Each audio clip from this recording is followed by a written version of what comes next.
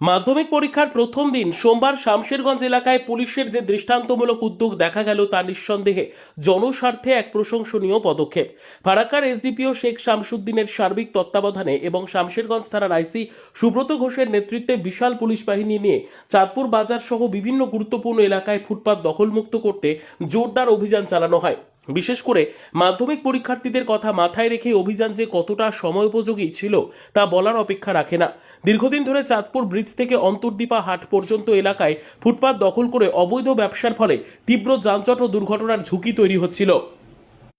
প্রতিদিন স্কুলগামী ছাত্রছাত্রী, বয়স্ক মানুষ, মহিলা ও সাধারণ পথচারীদের জীবনের ঝুঁকি নিয়ে চলাচল করতে হচ্ছিল। এই বাস্তব পরিস্থিতি অনুধাবন করে আইসি সুব্রত ঘোষ কঠোর অথচ মানবিক সিদ্ধান্ত নেন। সোমবার দুপুরে চাঁদপুর অন্তর্দীপা বাজার এলাকায় অভিযান চালিয়ে অবৈধভাবে ফুটপাত ও রাস্তার অংশ দখল করে ব্যবসা করা সকল ব্যবসায়ীদের স্পষ্ট জানিয়ে দেওয়া হয়, আগামী 24 ঘন্টার মধ্যে ফুটপাত সম্পূর্ণ খালি করতে হবে।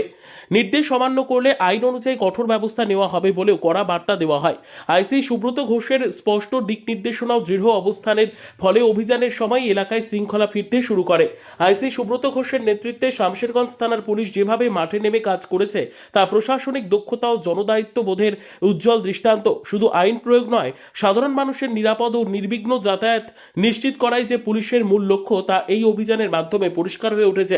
পুলিশ প্রশাসনের পক্ষ থেকে জানানো হয়েছে, চাঁদপুর বাজার ও আশপাশের এলাকাকে যানজট মুক্ত, দুর্ঘটনা মুক্ত রাখতে ভবিষ্যতেও নিয়মিত নজরদারি চলবে এবং প্রয়োজনে আরও কঠোর অভিযান করা হবে। জনস্বার্থে এই সাহসী ও কার্যকর উদ্যোগের জন্য শামশেরগঞ্জ থানার আইসি সুব্রত ঘোষ ও তার টিমকে এলাকার সাধারণ মানুষ আন্তরিকভাবে সাধুবাদ জানিয়েছেন।